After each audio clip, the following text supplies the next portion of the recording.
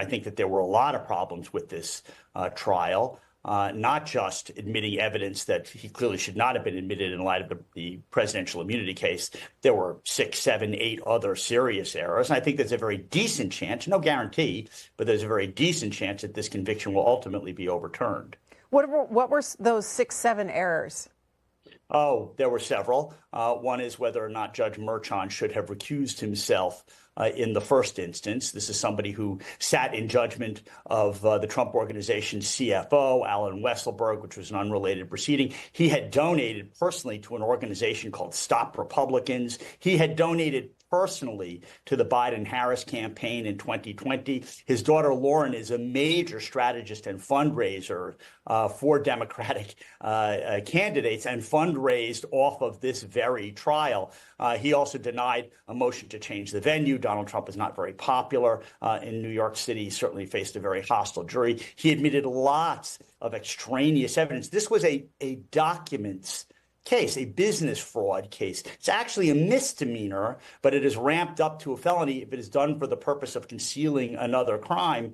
So a documents case, he allowed in very salacious testimony from this porn actress, Stormy Daniels, about this alleged one-night stand that took place in 2006, including testimony about how she felt intimidated by Donald Trump when she was in his hotel room.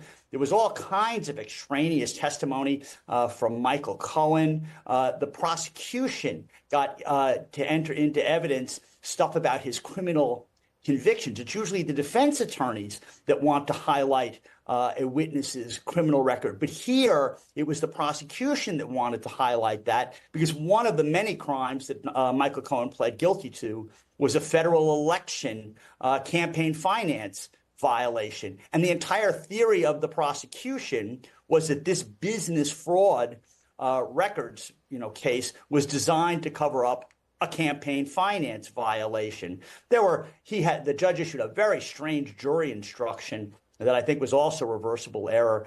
He said that this had to be done for the purpose of concealing another crime. The other crime that was charged was to conspire with someone to promote or prevent the election of any person to a public office by unlawful means. The judge then suggested, well, it could be federal campaign finance violation. That might be the unlawful means. It might have been an additional tax charge or other false business records.